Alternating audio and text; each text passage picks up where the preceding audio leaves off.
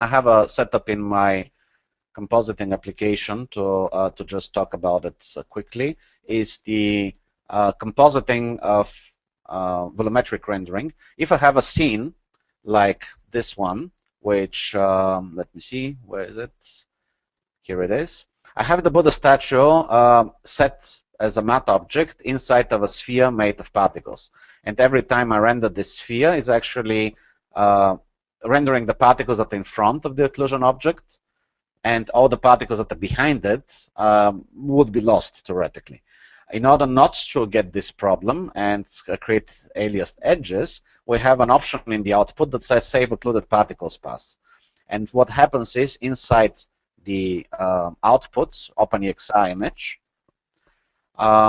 in the channels, if I take a look at the format, we have channels which are RGB-A saved and also occluded A, RGB and A. Those channels are being saved whenever that option is on in Krakatoa, and that gives you two layers, one layer that's in front and one layer that's in back. So these are all the particles that were behind the object, even slightly occluded.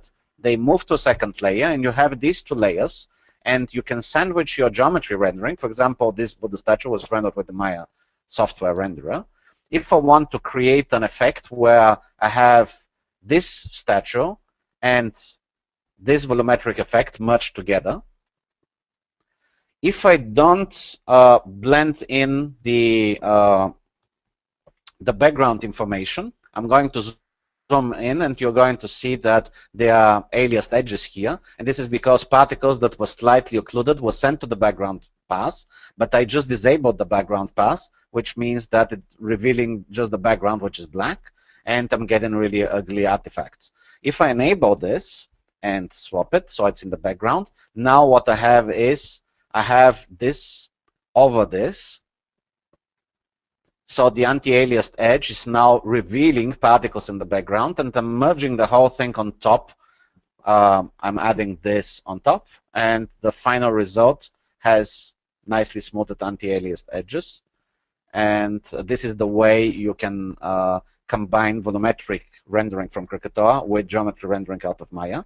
Obviously, deep compositing would be better, but when we were developing Krakatoa, OpenEXR 2.0 wasn't really there. It was released around the time of Krakatoa MY. So we'll be looking into that in the future to actually allow us to easily merge geometry and volumetric renders together. For now, this is the correct approach to actually combine the two passes into one.